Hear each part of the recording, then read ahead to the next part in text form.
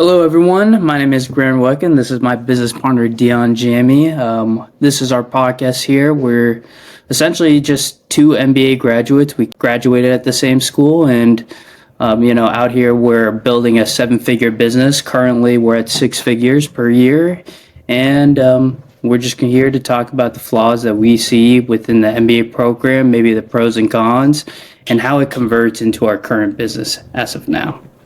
But let us continue. Dion, I guess we can first talk about how we even met in MBA school, maybe even our backgrounds before that. I'll let you go ahead.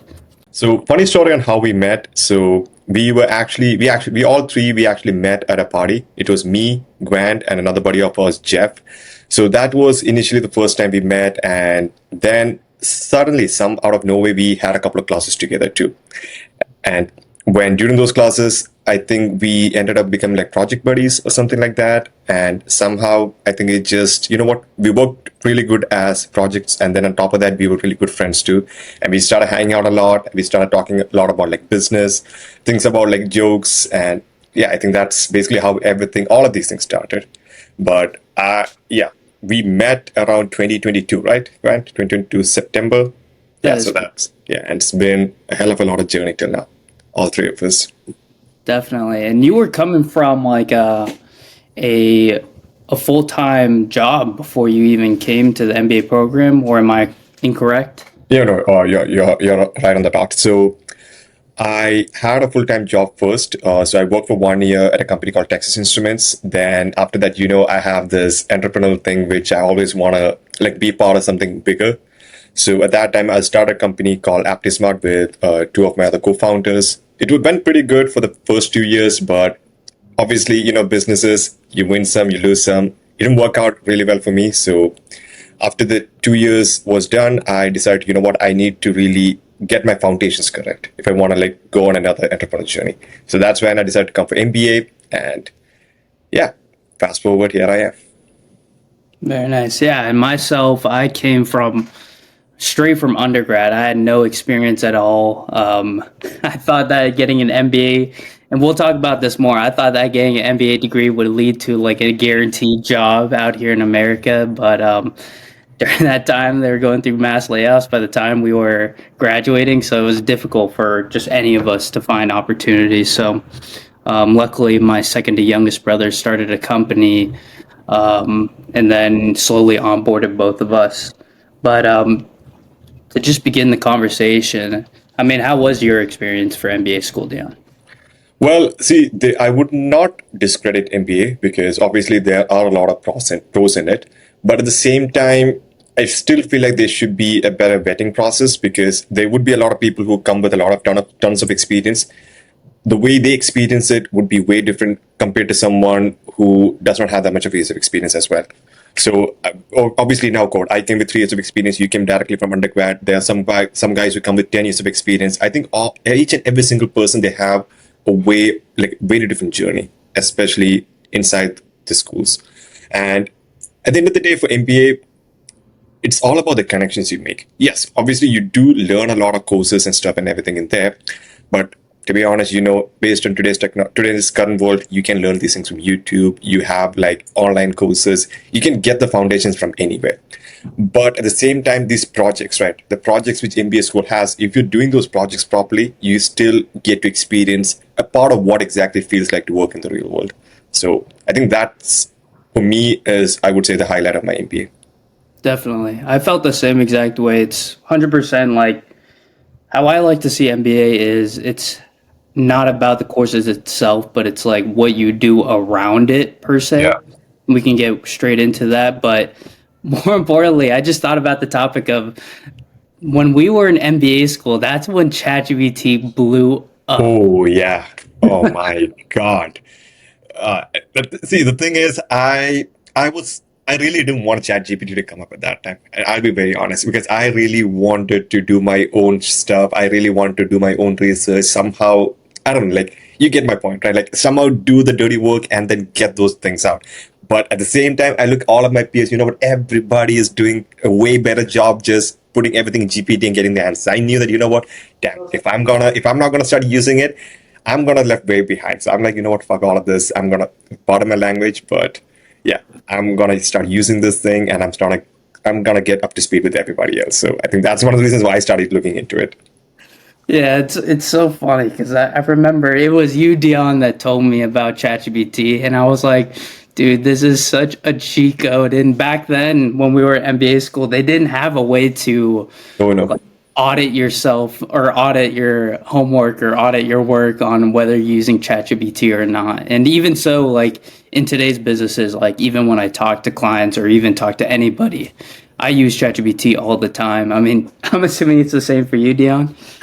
The thing is, see, I think because of the fact that I'm an avid user, I can recognize when someone has like an AI generated response. I can easily call it out because they have these certain words which ChatGPT uses a lot. Like, you know what, especially for our business, closer control, ChatGPT always says this particular term, deals, or not deals, like the hustle. I don't know what it is. It loves using the term hustle a lot. And I'm like, you know what? Bro, just stop using it. And I specifically give instructions, you know what? Stop using certain terms. Stop giving me an extremely robotic answer. And whatever answer I get, I still try to clean it as much as possible. So you get sort of like a human feel, or you can say human touch to it. So Definitely. Definitely. I mean, I'm curious to know with so mainly just for the audience here, I just recently onboarded into this company. I was previously working with my other brothers on another business. We slowly stopped that in terms of to go full time on Closer Control, our real estate CRM. But I wanted to ask you, Dion, because you're more on the operation side, how has ChatGPT helped you in terms of building your business, building your processes, managing your team better and such? Uh, I would say managing the team. I would still say, you know what, you still need to have certain foundations in order to get those things done. But let's say when it comes to building out processes, you get the best framework from ChatGPT. You don't have to go around, you know what, searching in Google, like finding all these little nitty gritty. And I'm not just saying I just use GPT. I use Gemini. I use Perplexity. So I get my what do you call like my frameworks and everything from vetted from other three AI sources too. I don't just rely on one. But it's been such a breeze and things get done way faster now. You know what? Let's say if you want to build out, so very recently we've been starting building out our sales knowledge library. And if I knew that if I had to do all of these things by myself, let's say if there was no GPT and no AI tools present, these things would take easily 2 to 3 weeks to get it done. And you got to dedicate X amount of hours to do it. But now, with the help of GPT, I just maybe do like 1 hour a day, and I got the entire sales knowledge library locked down in what I think 3 days, and I was just doing like maybe 1 or 2 hours a day. That's it. So it's been a huge help, and that's just an example of one process which I'm telling you right now. But there's like 50, 60 million different processes which we have executed inside Closer Control. And to be honest, AI tools are a huge boon. You can say it is boon the right term? Yeah. Yeah, definitely. I would say chat or just using AI in general, it's definitely not to the point of like taking people's jobs, but 100% you can, especially with the small task, like the day to day task, you can use ChatGPT to at least jumpstart the engine of ideas and the engine of creating processes. Like for myself, I mainly use ChatGPT to get the tone of specific messages. So I work in marketing. I typically use ChatGPT to at least set the tone, and then I can customize it to my expertise on making the message even better. And I basically use that to. We just recently started Google, or no, not Google, but Facebook ads, and like I use ChatGPT to at least set the tone I wanted, and then I use my own expertise, being a real estate investor, being a real estate wholesaler, to customize that message to really pull people out or get people's attention. And I'm assuming it's the same for you, right, Dion? Oh yeah. No, you're right on the dot on that one. So I still feel like, you know what, some people they do say if you are using AI, you're becoming stupid. You're not using your brain, which is partly true if you just solely rely on it.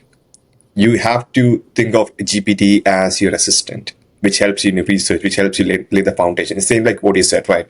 Like even for the marketing side, right? Like you need something to help you, jumpstart that process, get that framework done. But at the end of the day, you cannot just use that exact framework and just submit it. You have to put your own thought process at the same time, refining the entire engine. So, yeah. And I'm curious to know, moving back to the MBA, how do you think that's helped you, or how it's not helped you, and how you run, our business today? So, okay, so obviously a lot of people, they have this thing in mind, especially as an international student, it's pretty hard to start a business, right? So luckily we had Grant's brother who already started Closer Control. So he already laid the foundation down. So it was pretty easy for me to just, hop right in. So yeah, and the only thing which I gotta worry about, only thing which I needed to do was just scale whatever he was building. He already had all the foundation. So for those who do not know, the brother I'm talking about is Connor Wake. So he's the CEO of Closer Control. So I am another one of the business partners for Closer Control. Grant is there. We have Alec, we have Anthony, we have Reed. All six of us, we handle the business. But yeah, Connor was the one who initially started it, and he had those. He laid the foundation out. So obviously, but at the same time, there were certain things I would say he was doing in there which he could have avoided doing in order to scale it faster. But that's where the MBA comes into play, right? You have certain business knowledge which you have learned in MBA school, and you get to apply those processes inside the business, which can cut out a lot of heavy work, cut out a lot of unwanted processes, and at the same time, it'll help you scale faster. That's the thing. The minute we started, we all started getting into the business. I think the revenue, 6x it went. Yeah. Pretty insane. Yeah. Pretty insane, right? So I think I would never disregard MBA, but at the same time, try to use those projects as a stepping stone in order to learn more. But if you're not being part of those group projects, if you're not being part of those other associations, you are missing out on a lot. Yeah, so I was saying, like, if you are not being part of those other extracurricular activities which are a part of the MBA school, the school associations, the clubs, the chapters, even the projects, right? If you're just doing your homework, if you're just submitting assignments, at the end of the day, you are not going to get anything out of MBA. It's the connections you make at the end of the day. For me, I would say one of my best connections I made in MBA school is Grant. So that's how I got into this business, and here I am. And I know traditionally everybody wants to, do an MBA, get a job at some MNC company. Yes, I mean, that's good too. But in this current market, I would say that's like one of the starting a business, I would say, is easier than getting a job in this market, because based on my experience, I applied to 6,000 applicants, 6,000 jobs. Sorry. So based on my experience, I've applied to, I think, close to 6,000 jobs. Grant, guess how many interviews I've given out of the 6,000 job applications? 6,000, probably like, oh man, probably like 50. 92. 92. That's a terrible return rate. Yeah. Bro, the thing is, I gave like 92 interviews and still I could not crack it. Like, I was going all the way to the final round. But then again, our jobs is mostly related to management as well as marketing side. So obviously companies, they do tend to put us a little bit on hold before they decide to make a decision. And most of the time, majority of the jobs which I applied for, like I interviewed for Amazon, I interviewed for Okta, I interviewed for Roblox. What jobs were you applying for, or what type of job? I was mainly trying to get into product marketing. So yeah, and the thing is, funny fact, Ring Central, funny fact was I was getting interviews to almost to the final round, but then something or the other just wasn't clicking. And I was like, you know what? Let's forget about it, and then let's move on to, maybe that might not be my thing, but now I found a purpose. Do you think it was due to you needing to get a visa? The visa part was there, but then again, I'm a little bit sharp-minded in that area, so I would never say I need a visa. I would just say that I already had everything sorted over here. Mm-hmm. Yeah, I mean, I totally agree with what you're saying, especially the return is about the connections you make within the MBA school. I would say, and Dion can attest to this, a ton of our curriculum was just straight group projects. Yeah. And that's one thing I really appreciate, especially when you go to MBA school. It's the exposure to many, many different many different minds, and you have to work together. You have to manage them. You have to figure out the problems. If there's like a problem, if there's a problem student and they're not doing shit, you got to figure out something. Yeah, true. That's one thing that you can really take away from MBA school. Additionally, one thing you cannot take away from MBA school is like actually doing things. For our business, we have to build out a ton of stuff that we've never done before, and MBA school has never taught us. For example, Facebook ads, they've never really taught us on how to do that, or even how to run a social media, which is incredibly important for not only the business, but personal business. Yeah. They don't teach you how to do that. I think it's mainly because their curriculum is sort of outdated. They're not keeping up with the current trends because obviously, one of the biggest factors right now for a lot of companies is like marketing in social media. Like you really gotta double down on that. So for us, I mean, I know we are a software business. Traditionally, for us, how we get into these type of businesses maybe through email campaigns and all sorts of other stuff. But then again, for us, we went sort of like a different route. Social media marketing worked really, really well for us. And very recently, as Gwen said, we started getting into Facebook ads too. And those are things which I don't remember MBA school teaching anything about. So, like how to set up an ad, I don't think MBA school ever taught us anything related to that, like how to set up an ad, what exactly is ad sets, ad creatives, campaigns, how to manage budget, like the primary text. I don't know. I don't see anything related to that. So, yeah. Yeah, I definitely agree with that. I mean, like, for example, if I were to talk more about that flaw, like, for example, sales. Our business is not making any money. I mean, sure, we're getting clients and they subscribe, but our business is not making any money unless there's sales in the game, like guys that can actually talk. And sure, Yeah. I remember taking a course about negotiations, but I did not learn anything about negotiations in that class. They talk about like, oh, these tactics. I've never used those tactics. I mean, previously before I was working for Closing Control, I was selling houses, and I did not learn. I didn't get one thing. It's the only thing I didn't even learn in MBA school. It's kind of like implied was like the relationships you build with other people. And Dion can attest to this. Like 90% of our clients that we get now, as of now, is through referrals, through relationship building between Connor and Alec and the rest of the brothers that they built with other investors, wholesalers, lenders, agents.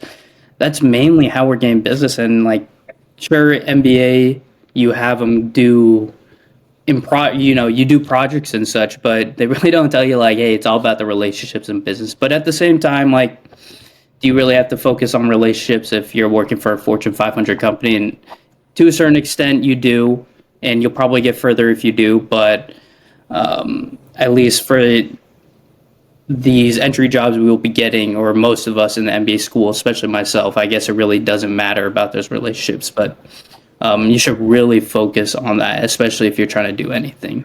Would you agree? So yeah, I totally agree to what you said right now regarding relationships, because especially for our business in Closing Control, we have 152 clients. And I think even the first set of clients which we got initially was from Truca.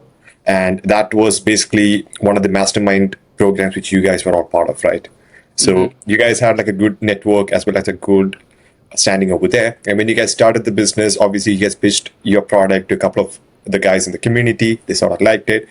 Guys started coming on board. Then we started charging the people. And then I think even right now, let's say, okay, when we are getting leads from social media, we are getting leads from other email campaigns, referrals, then even from our affiliates too. But at the end of the day, when they have to close, or let's say when they have to pay for a service, they do go around asking their friends, how exactly is Closing Control is. And because of the fact that we have a good relationship with all of our clients and we maintain that relationship pretty well. So even when a new client comes on board, they would ask one of their friends, how exactly is it? They say, it's an amazing product. But on top of that, the team is amazing too. They really help you out. So yeah, based on what he said, the relationship is one of the key factors on why our business is growing. And also to add on to Dion, and I'll have him talk more about that, something super important, especially if you're selling your own software, you have a subscription base, is client fulfillment, making sure your clients are happy, especially like if they have a problem or they want to customize something, like you have to, you can't just say no to them or else, your reputation goes down. Like, talk to me a little bit more about, for you, Dion, on client fulfillment and what that looks like and how you're handling those problems that clients are running into and how you can solve those problems and keep them happy. Yep. So I'll tell you a little bit about our product. So how exactly looks like. So we have two different types. We have two different types of subscription. We have a monthly subscription and we have an annual subscription. So for the monthly is $1,000 onboarding fees plus a $297, which is a recurring. Now, a lot of the clients they'll ask, you know what, why $1,000, man? That's like a little too much. But you guys are forgetting the main part. So in all the other systems, let's say when you hop on board, they might have like a small onboarding part, but that's pretty much it. Remaining, you got to figure everything out on your own. The reason why we have such a smooth process is we do every single step for you. All you got to do is just, at the end of the day, either make out the offers or call the guys. That's it. Basically, call your leads. Sorry, Grant, I forgot your question. The question was, how do you handle the client fulfillment part and the problems that you're having, and how are you solving them to keep everybody happy? Yeah. So especially when we onboard them, like we teach them every single part of the closure control system, like where exactly to go to if you have any questions, what all the automations which are available in there, where exactly to put your leads. And on top of that, our support team is basically teaching them every single step of the way. We have activation calls, we have onboarding calls, we have literally every single thing for you. And on top of that, let's say, okay, you have a certain question or if you have certain things, it might be even a small town. They'll ask, I do remember I do see a lot of clients asking, hey man, I have a little bit of trouble helping on this thing. You know what we do? Normally people will be like, hey, I'm going to share the SOP with you, just figure it out on your own. That's majority what a lot of support team takes. But what we do is we tell them, you know what, we either guide them first. If they're not able to do it, we tell them, you know what, immediately book a call with us. If you have time, maybe in the half an hour, book a call. We'll get you sorted. If you don't have time right now, we'll share the calendar. We hop on a call with them together. We show them where exactly they have to go in case if the same problem happens again. We record that entire conversation so that, and on top of that, we share that recording with them too. So if they come up with the same problem later on down the line, they can just review the recording and still go through it. But obviously, we do have some clients who don't want to go through the recording. They still want to like have the help. But then we're like, you know what? That's what they pay for. They pay for the premium support. They pay for the fact that they don't have to figure anything out. Our system, what we build in Closure Control is all done for you. So you do not have to worry about building automations. You do not have to worry about setting anything up. But that's not something which a lot of other softwares are providing.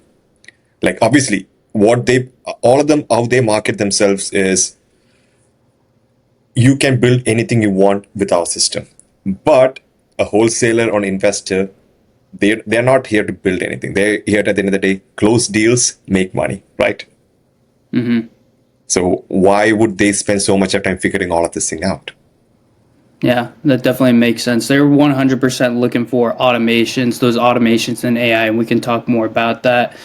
But typically, the reason we thrive so much is because you can kind of call us like a all-in-one for acquisitions, meaning that, finding maybe not, or in terms of following up, getting those contracts, making sure we are on top of the mind of these sellers, these homeowners that want to sell.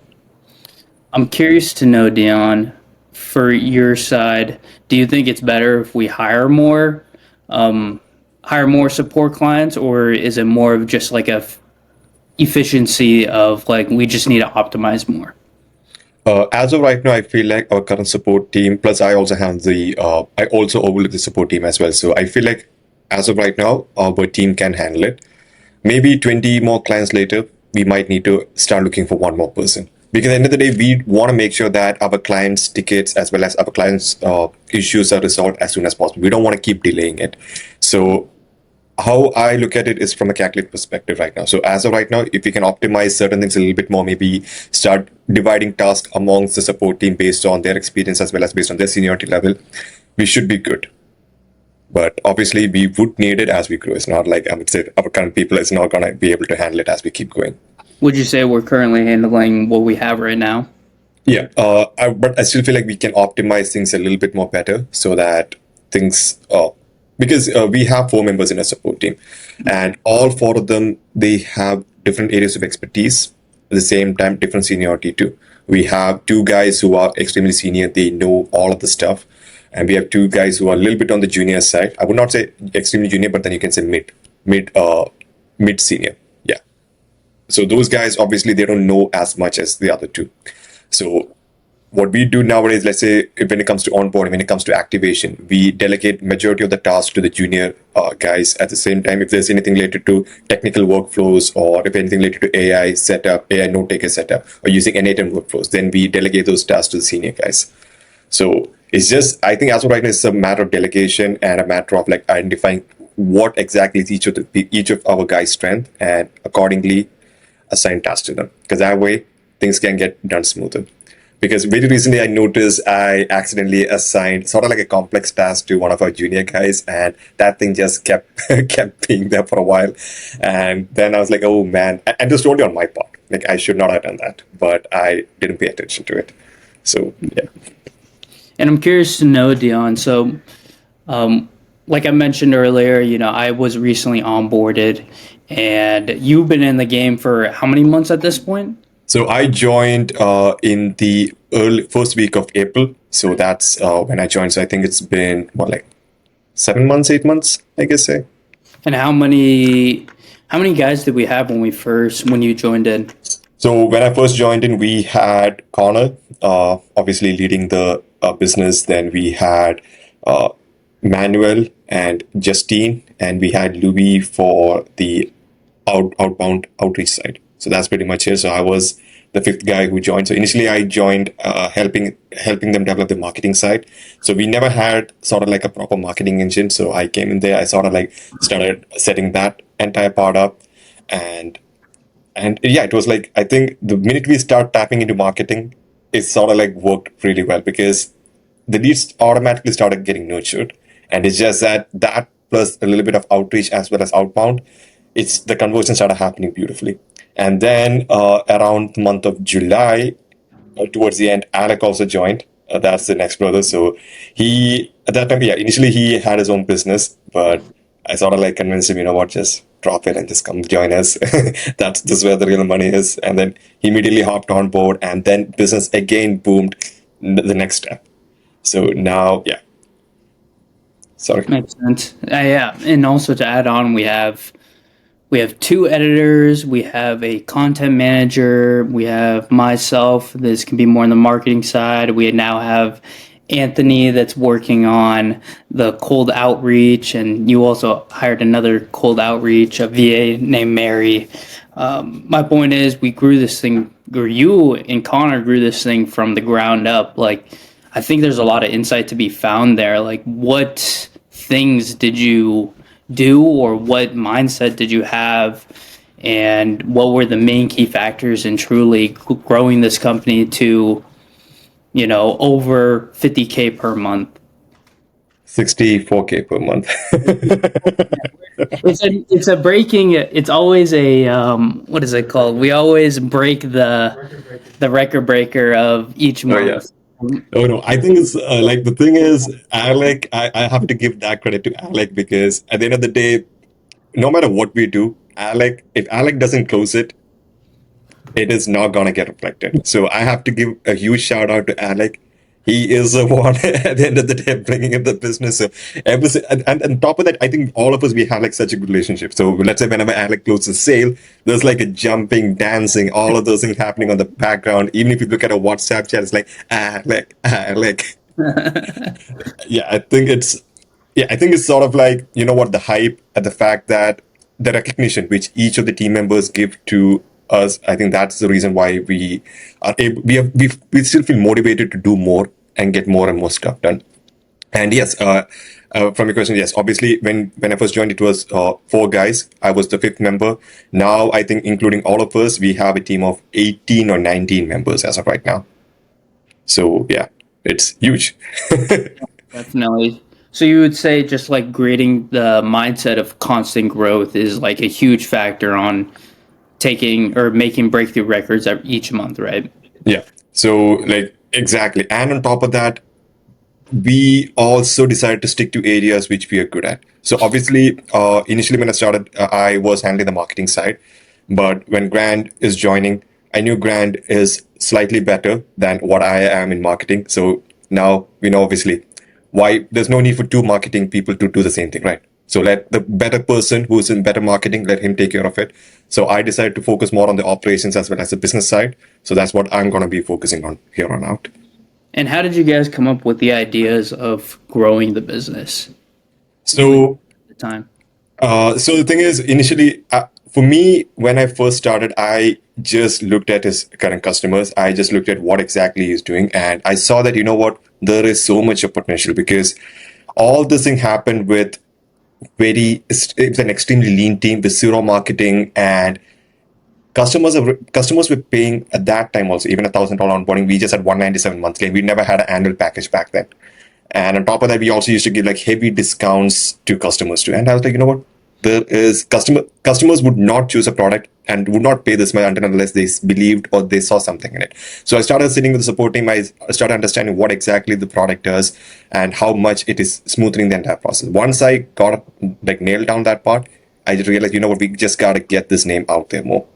And then obviously there was a lot of things which I felt like if you've seen a lot of Connor's interviews, he does mention that he used to do these demos live where you where you show the customer, sit with the customer for 30 minutes, you walk them through the entire system, and still it might be what like 50% chance they might buy it or they might not buy it. So a lot of time was getting wasted over there. So the first thing which we did was we decided to cut that entire process up. We are not going to be doing any demos. We have like a demo video which we give to our clients so they can review it as many times as possible before they join the strategy call. And the strategy call we just keep it to max 20 to 25 minutes so that and that time is basically only for questions. What questions you have regarding this? Is there something which you have after watching the obviously there would be still be doubts, right? Use those time to ask questions and to get the part done. And at the same time, how exactly closer control can help you in your business. So that way, when we started doing that, it created a huge time for Connor to start focusing on like getting the name out there more. And then what we did next was we started building out the marketing engine. We started like building out more and more. What do you call it? Sorry, we started building out the marketing engine. We started building out more processes inside the sales team. We started cooperating with no, we started partnering with more and more real estate agencies, bringing their process into the system. And at the same time, it's sort of like renovation after renovation. Yeah, and I think that's it. Very nice. I'm curious to know, you've been kind of the head of the affiliate marketing, right? Or affiliates. What does that even look like in terms of building partnerships? Because originally, when I was watching Connor build up Closer Control, I was thinking of like an all in one tool. You know what I mean? We have everything here. But obviously, we've gotten a ton of clients from other companies that Yeah. basically we can build it out, but do we want to? Because they have already over 100 clients that they can refer to us. Like, talk me through that process. Yeah. So, okay. So just imagine this way. Let's say a new wholesale investor comes to Closer Control. We would not sell you the system if we feel that you guys are either just starting out or if you do not have enough leads in your system. Because at the end of the day, what Closer Control does help is in the lead follow-up process, as well as making sure that that lead stays hot. But if you don't have any of these things, at the end of the day, our system is practically useless for you. So, but where exactly do you get these leads from? You get these leads from either data providers, or we connect you to, or there's some marketing agencies who can run PPCs for you. So that way you can either get your own leads. But for a lot of the beginners, finding the right people to get connected to, that's the biggest headache, right? So what we started doing was we started partnering up with every single person who has services related to real estate. So we are the CRM. We have a partner with data companies such as Data Syndicate, other marketing companies as well. Then we started partnering with real estate coaches, then cold calling services, then even comping calculator too. The thing is, see, we could do these things our own, but at the end of the day, why should we go through the headache of starting all of these things? Why not partner with somebody who's doing such an amazing job, build such a good relationship with them? Because even they have guys who are buying leads, but at the same time, they are not selling a CRM, right? So let us be the CRM guy. And for our clients, if they need help in any of these avenues, we know who to refer to. So what we are building is, we are building sort of like an all-in-one ecosystem where you come to us, we make sure that you are set up in the game. If you're a newbie beginner who just wants to maybe learn more about wholesaling, we have coaches we can connect you to. So that's the goal and the vision which we're trying to build right now. Definitely. And I think and you shout out to Connor, because he is the one who came up with this idea. And that's the thing, because he's a visionary. It's just that I help him execute it, that's all. But he's the one who comes with the ideas, the solutions, where exactly we should head to. And obviously, yeah, It's like I just help him. Steve Wozniak Yeah, for Apple. yeah, exactly. Sort of like that. Like, he comes with the ideas, I just help him execute it. That's it. Yeah, and you bring up a great point I want to talk more about, is like the importance of, at least when you start off with, is like having, don't think of your company as a company at first. Like, think of it as a brand for whoever wants to be the face of the company. One thing incredibly important was, and the reason we blew up so quickly, especially when it was just Connor and Dion, is that Connor was truly the face of the company.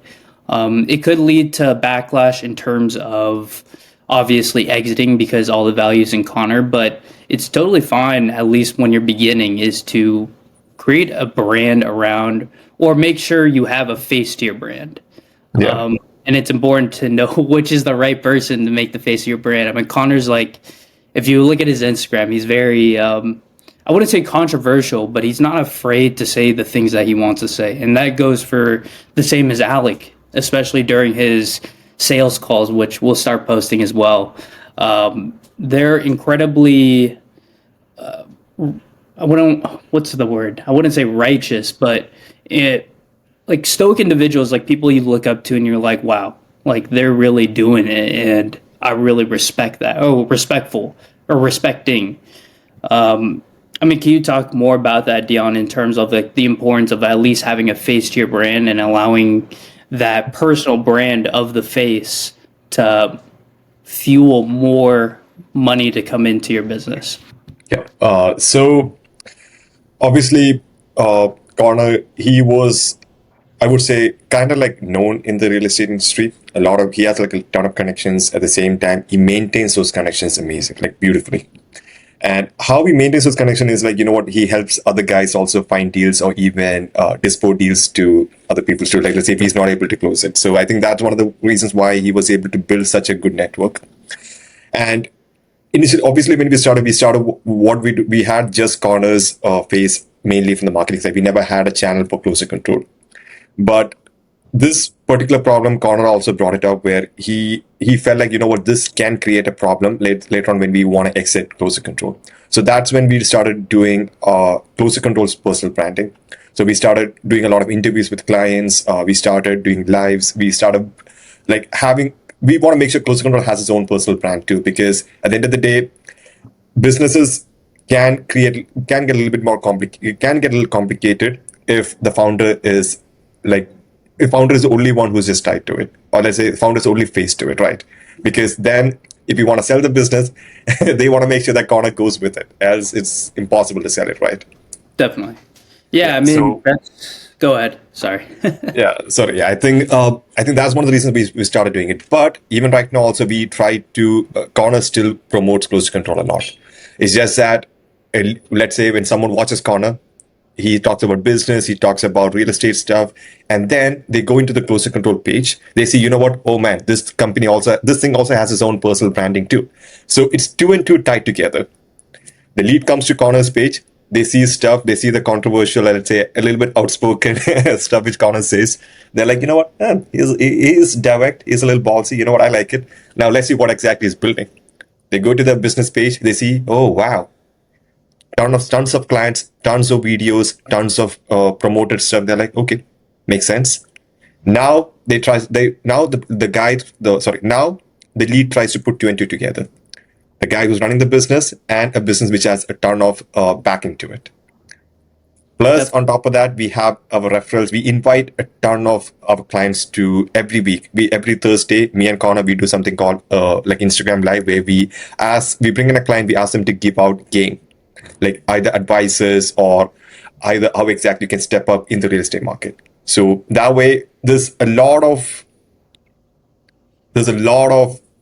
proof which is happening in the back. And I think all of those things adding up together is making entire sales process easier.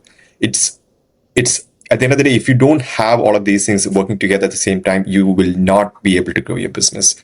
It's just you gotta have everything. That's the thing. yeah. I mean, it's the bootstrap way, especially if you're not looking for funding. Oh yeah, that's something which we forgot to say. So all of this thing happened without a single funding being raised. It's crazy. Yeah. Honestly insane that we were able to take it literally from probably Connor spending like a few $1,000s just to like get the right to use our systems to build our CRM, and then Yeah. slowly he was able to build that, which is pretty insane, and it's something we Oh, should all be wait. proud of.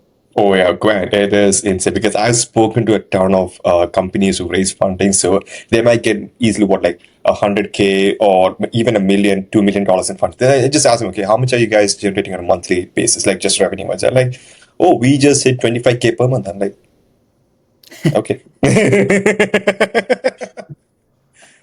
I mean, it's definitely, if you can bootstrap it, at least the things that we're doing, or I would assume bootstrapping is a lot more better organically for the future of the business rather than already getting people hands in your business. Unless you're trying to build like an insane system, Yeah.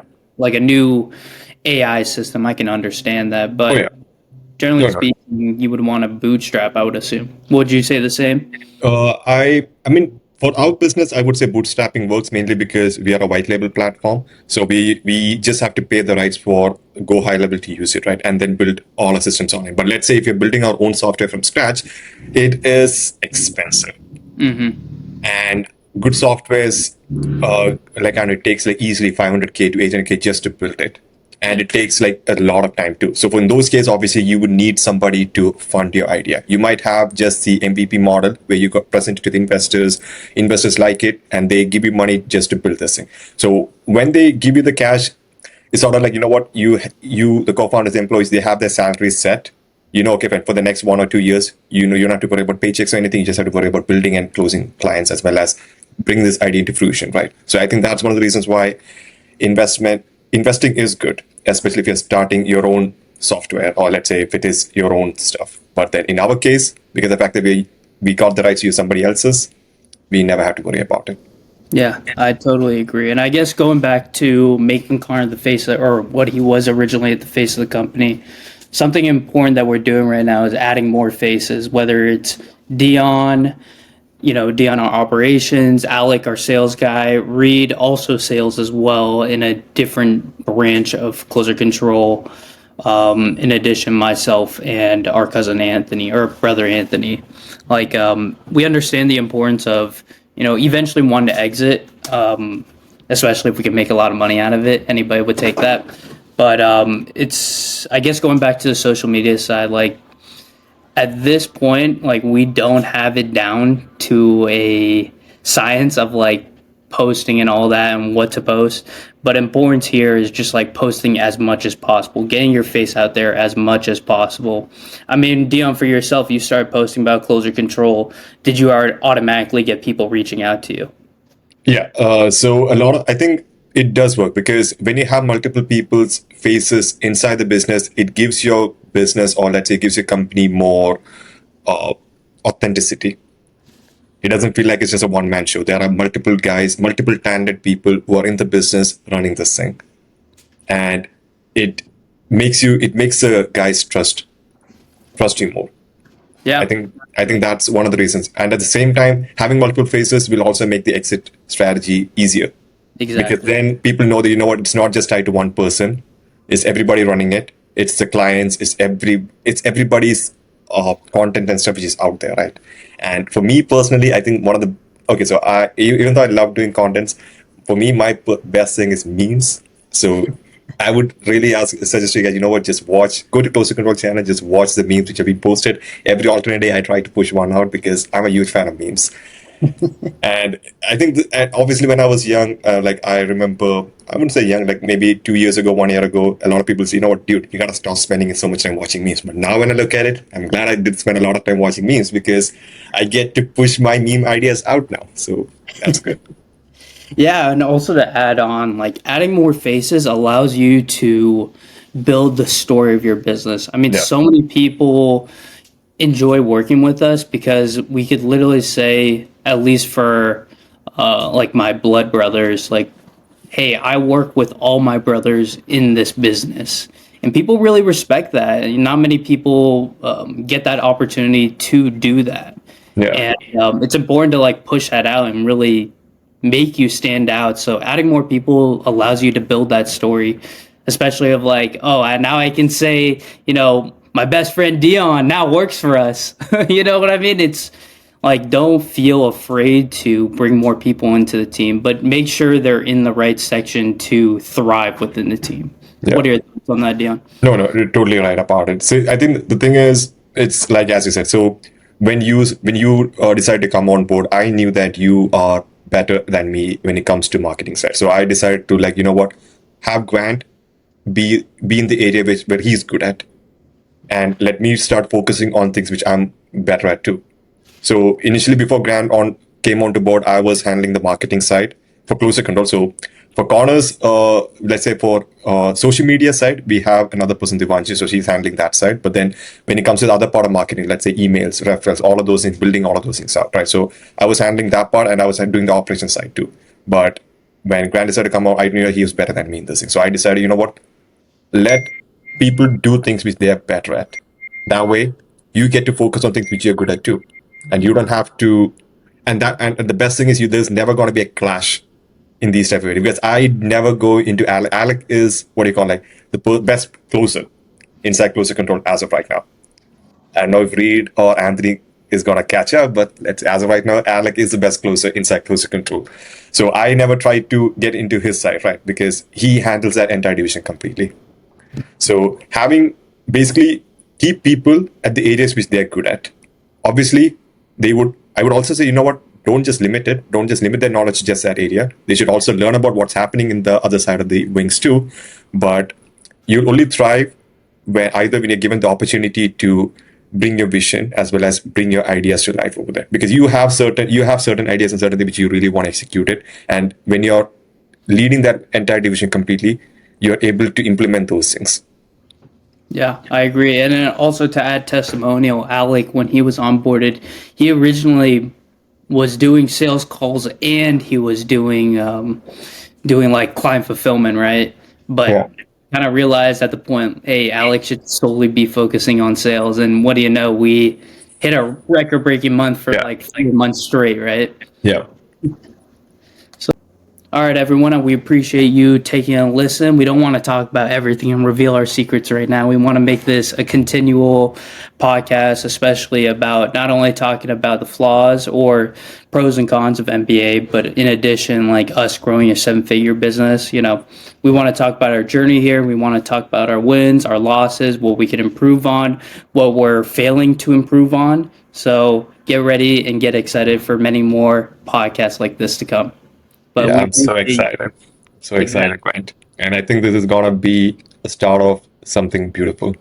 Definitely. So definitely follow us on Instagram specifically. We're going to be posting a lot of content there. Now that I'm in the team, you best believe that you're going to get tons of content about business, general stuff, and about our company and the different offers that we have. Especially, we can help anybody, whether they're in real estate or anything real estate related. So definitely reach out to us on Instagram. Otherwise, be ready for the next podcast. We appreciate you taking a listen. Yeah. Thank you so much, guys.